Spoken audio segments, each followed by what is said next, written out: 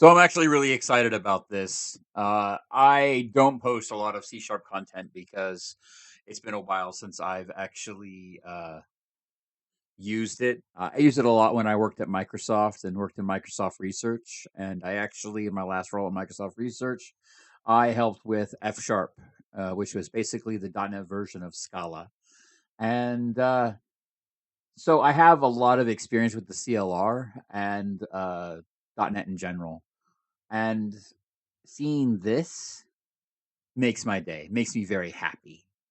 Uh, if you don't understand why this is important, generally task execution in .NET allows you to do a few things. You can wait until everything is done or one of your items is done. And then if you want to process the one item, you've got to do this clunky thing to try to figure out which one it was and then go back and, you know, actually process it.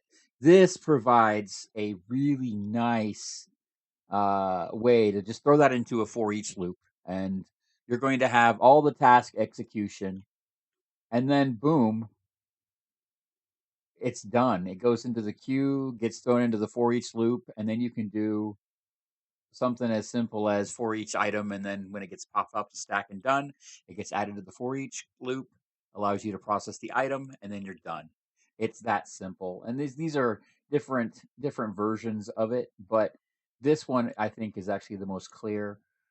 This is just there are some hiccups with it, obviously, but I like this syntax.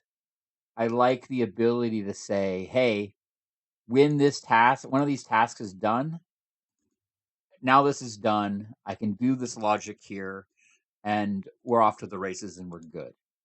I love that. It is so much more clean. It is so much easier because now if I'm processing large amounts of data, like I've done in the past with .NET, I don't have to worry about clunky BS. I can just write a for each loop, have all my tasks use the standard interfaces, and I'm done. This is so much easier. And the fact that it's in .NET 9, which isn't released yet, but will be soon, don't worry, means that it's something that's going to be part of the standard library going forward.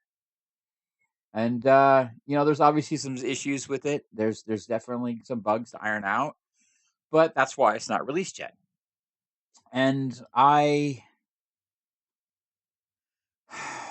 I'm so happy for this. You have no idea. This is just something that is going to make processing for data sets and downloads and updates so much easier because from a deployment perspective, if I'm using .NET to do a downloader or an updater or something to that effect, I can just write it very cleanly. I don't have to do the BS over and over again.